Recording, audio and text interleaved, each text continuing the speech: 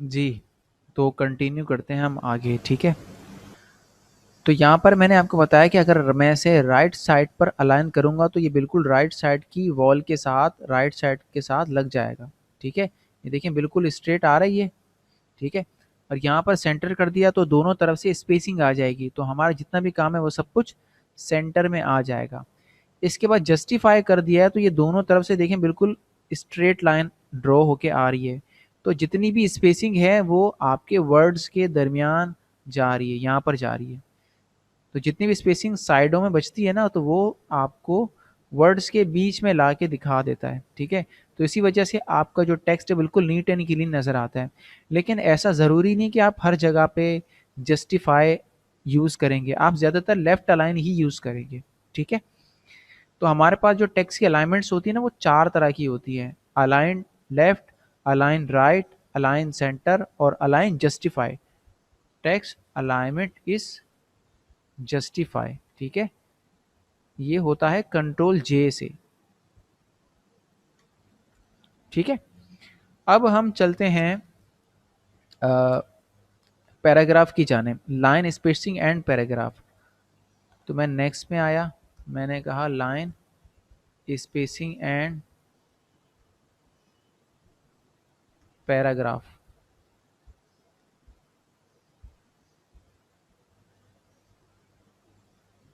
अब ये क्या चीज़ है, देखिए नाम से ही पता चल रहा है कि लाइन के दरमियान की स्पेसिंग और पैराग्राफ की स्पेसिंग।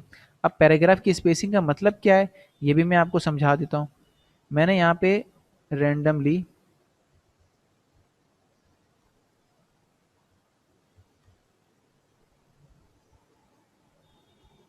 3 पैराग्राफ्स ऐड कर दिए, ठीक है। यहाँ पर अब मैं इनकी केस को सेंटेंस केस कर देता हूँ।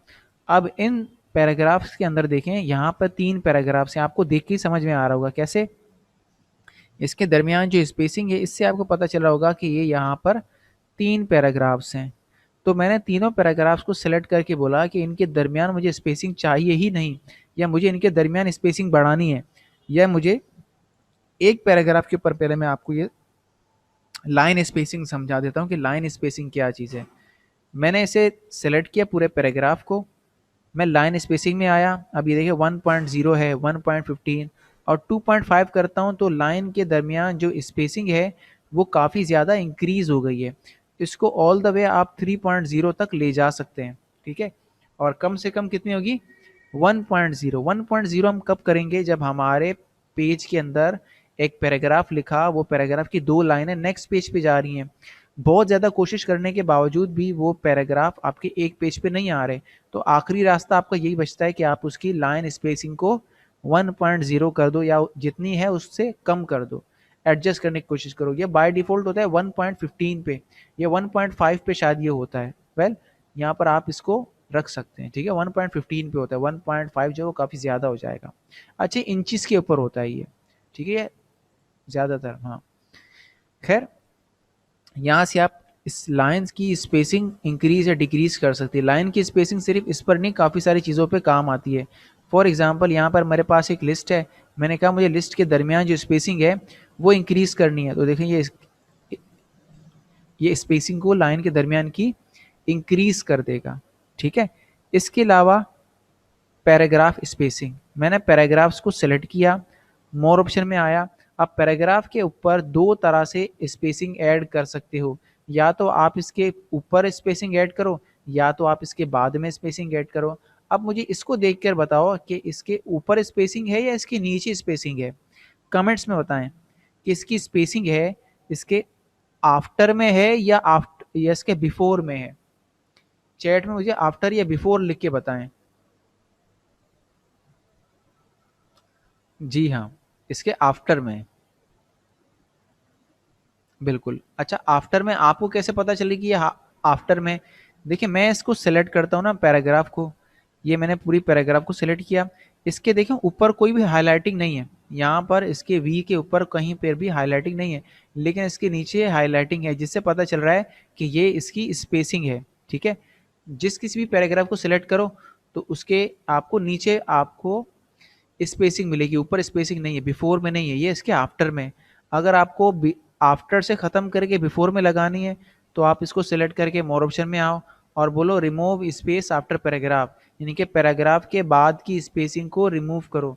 आपको जब भी कहीं पर कोई इंग्लिश लिखी हुई मिले तो उसको उल्टा रीड करने की कोशिश करोगे ना, तो आपको बेहतर तरीके से समझ में आ जाएगा। तो देखिए यहाँ पे लिखा हुआ है पैराग्राफ के आफ्टर में स्पेसिंग को रिमूव कर दो। तो देखो ये इसके आफ्टर में स्पेसिंग को रिमूव कर दिया। अब दोनों सेम है, इसका मतलब आफ्टर, इसका मतलब नीचे इसकी स्पेसिंग थी जिसको आपने अब रिमूव कर दी है। इसके अलावा आप दोबारा आके इसको लगा दो add space after paragraph, paragraph के पहले स्पेसिंग ऐड कर दो। तो आपने ऐड कर दी, ये इसके ऊपर स्पेसिंग आ गई, इतनी ज़्यादा नहीं है लेकिन कम आई है, लेकिन आई ज़रूर है। ठीक है, तो आप हमेशा जब भी लगाते हो ना तो इसके आफ्टर में ही स्पेसिंग लगाया करो, बिफोर में स्पेसिंग नहीं लगती, आफ्टर में लगती है। अच्छा, तो मैंने सबके आफ्टर के स्पेसिंग हटाकर सबको ऐड करके सबको रिमूव किया और सबको दोबारा ऐड कर दिया। फॉर एग्जांपल क्या मसला होता है, ये देखिए मैंने पास ये पैराग्राफ है, इसके भी आफ्टर में, इसके भी आफ्टर में है और इसके भी आफ्टर में स्पेसिंग लगी हुई है, लेकिन इन तीनों में से एक पैराग्राफ ऐसा है जिसके आफ्टर में नहीं है, उसके बिफोर में है। अगर मैं ये ढूंढने निकलूँ ना कि किसके आफ्टर में स्पेसिंग है और किसके बिफोर में स्पेसिंग है, तो इसमें काफ़ी ज़्यादा टाइम लग जाएगा। तो इसका सिंपल सा तरीका ये है कि आप सारे पैराग्राफ्स को ही सेलेक्ट करो जिसकी आपने पैराग्राफ की स्पेसिंग ठीक करनी है, और आप उसके आफ्टर में देखो क्या लिखा हुआ है, रिमूव स्पेस आफ्टर पैराग्राफ। तो ये करेगा सबके आफ्टर की स्पेसिंग को रिमूव कर देगा, लेकिन सबके आफ्टर की स्पेसिंग को रिमूव नहीं किया। तो मैं दोबारा से इसको लगाकर दोबारा से इसको रिमूव करता हूँ, और अब उसके बिफोर में लगाकर दोबारा से इसको रिमूव करता हूँ। अब आपको पता है कि इसके ना ऊपर स्पेसिंग है ना इसके नीचे स्पेसिंग है, तो मैंने दोबारा से इसको आफ्टर लगा दिया, ये रहा। ठीक है, बाय डिफ़ॉल्ट में आप जो स्पेसिंग लगाती है वो आफ्टर स्पेसिंग ही लगाती हैं। अच्छा, इसकी इतनी सी स्पेसिंग ज़रूरी नहीं कितनी सी आएगी, इसको आप मज़ीद इंक्रीज़ भी कर सकती हैं। वो कैसे होती है वो हम बाद में चल के जब हम पेज लेआउट के टैब पढ़ेंगे ना उसमें मैं आपको समझा दूंगा। ठीक है, अच्छा, लास्ट टाइम हमने पढ़ा था कि टेक्स्ट का कलर कैसे चेंज होता है और टेक्स्ट की हाईलाइटिंग कैसे होती है। टेक्स्ट की हाईलाइटिंग कुछ और चीज़ है, शेडिंग कुछ और चीज़ है। ठीक है, तो यहाँ पर ये जो बकेट है ना ये कहलाती है शेडिंग। जैसे कि मुझे इस पैराग्राफ के पीछे की का जो बैकग्राउंड है वो चेंज करना है, तो मैंने इसको सिलेक्ट करके इसके ऊपर कोई भी कलर लगा दिया तो इसके पूरे पैराग्राफ का बैकग्राउंड चेंज हो जाएगा। इसके अलावा कोई भी आपने पैराग्राफ सिलेक्ट किया, आपने इसका कलर चेंज किया, इसका कलर चेंज हो जाएगा। जो भी आप कलर रखना चाहो वो सब आप कलर रख सकती हैं यहाँ से। ठीक है, तो इस तरह से आप अपने पैराग्राफ को कलर कर सकती हैं। अगर आपको पूरा पैराग्राफ एक जैसा कलर करना है तो सबको सेलेक्ट करो और पूरा पैराग्राफ कलर कर लो। अब अगर कोई ये पूछ रहा है कि भाई मुझे पूरा पेज ही कलर करना है, तो वो हम डिज़ाइन के टैब में पढ़ेंगे, अभी हमारे पास फ़िलहाल वो टॉपिक नहीं है। लास्ट बट नॉट लीस्ट एक चीज़ हम और पढ़ते हैं वो है सॉर्टिंग। मैं इसको फिलहाल यहाँ से ख़त्म करूँ। अच्छा, आपने शेडिंग लगा के ख़त्म करने का तरीका यही है कि आप नो कलर कर दें इसको। ठीक है, और ये तो आपको मैंने पहले ही बता दिया था कि मोर कलर्स में आपको बहुत सारे कलर्स मिल जाएंगे। जितनी भी लाइट या जितनी भी डार्क स्कीम चाहिए हो किसी भी कलर की, या जौन सा भी वेरिएंट आपको चाहिए हो, सब मिलेगा आपको यहाँ से। ठीक है, हटाने का तरीका सेम ऐसा ही है, नो कलर।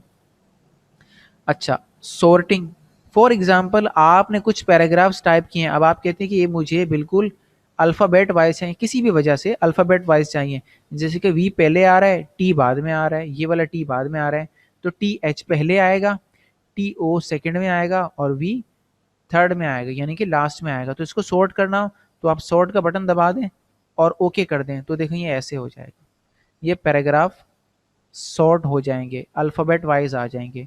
ये ज़्यादातर लिस्ट वगैरह में भी काम आ जाता है, जैसे कि ये मेरे पास एक लिस्ट है, अब इसको मुझे अल्फ़ाबेट वाइज करना है, तो मैंने सब कुछ सेलेक्ट किया और यहाँ से मैंने इसको सॉर्ट किया और ओके का बटन दबा दिया, तो ये देखें सब कुछ क्या हो गया, अल्फ़ाबेट वाइज आ गया। इसी तरह से आप किसी चीज़ की लिस्ट बना रहे हैं तो आप इसको इसी तरह से सॉर्ट कर सकते हैं। ठीक है, तो आज की वीडियो हम यहीं तक ही रखते हैं, आज की क्लास हम अपनी यहीं तक ही रखते हैं। कल हम इंशाल्लाह पढ़ेंगे बॉर्डर्स, शो एंड हाइट को पढ़ेंगे, और पैराग्राफ के जो मोर ऑप्शन है वो भी मैं आपको पढ़ाऊँगा, और जो क्विक स्टाइल्स हैं ये भी हम पढ़ेंगे। अगर कुछ स्टूडेंट्स को पहले से ये चीज़ें सीखनी हो तो वो सीख सकता है। ठीक है, फिर हम कल इंशाल्लाह इसको डिस्कस कर लेंगे। ओके, तो आज की क्लास आप लोगों को कैसी लगी, और आज की क्लास में कोई ऐसी चीज़ जो आपको समझ में ना आई हो वो आप पूछ सकते हैं, ताकि मैं फिर आप उस चीज़ को अपने पास नोट डाउन कर लूँ ना। जिनको क्लास समझ में आ गई है, जिनको कोई क्वेश्चन नहीं है, वो फ़ौरन लीव कर सकते हैं, क्योंकि नमाज का भी टाइम तकरीबन हो गया है। ठीक है, बाकी अगर किसी को कुछ पूछना है तो वो माइक में आके पूछ सकता है, या पर्सनली कोई कुछ पूछना चाहे तो पूछ सकता है। अच्छा, जिनके पास पीसी या लैपटॉप है ना, वो कोशिश करें कि अपने घर में अपने पीसी या लैपटॉप में जूम को डाउनलोड कर लें। इसकी वेबसाइट ये है zoom.us। zoom.us से आप इसको डाउनलोड करके इंस्टॉल कर सकते हैं।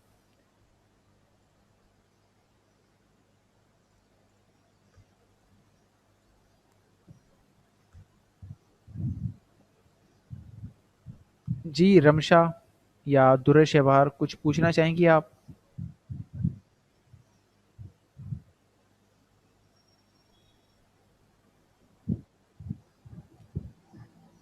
कुछ पूछना चाहेंगी आप रमशा?